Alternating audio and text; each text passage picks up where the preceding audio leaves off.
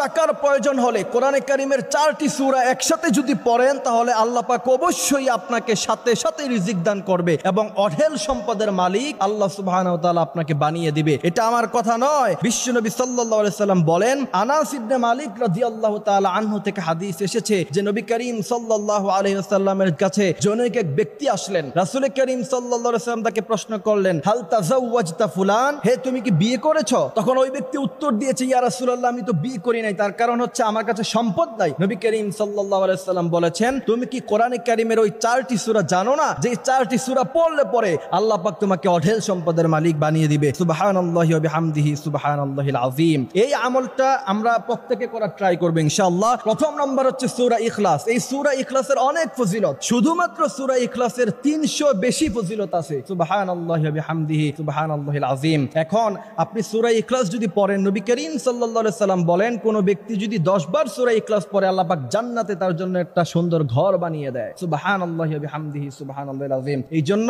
প্রথম নাম্বার হচ্ছে সূরা ইখলাস, এটা আমরা নিয়মিত পড়ব। দ্বিতীয় নাম্বার হচ্ছে সূরা নসর।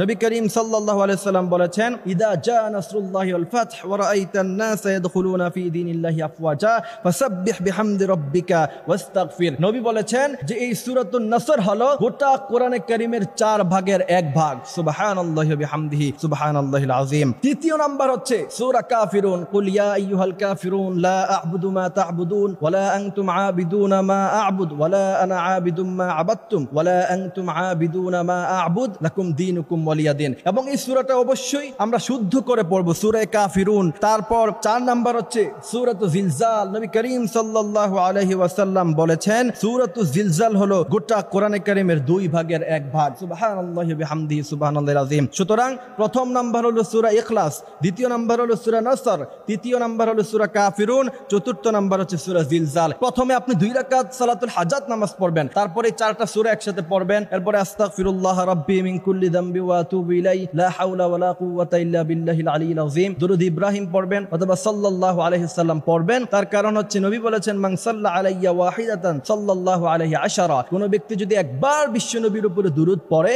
বিশ্বনবী বলেন আল্লাহ পাক 10 বার তার উপরে রহমত নাজিল করে।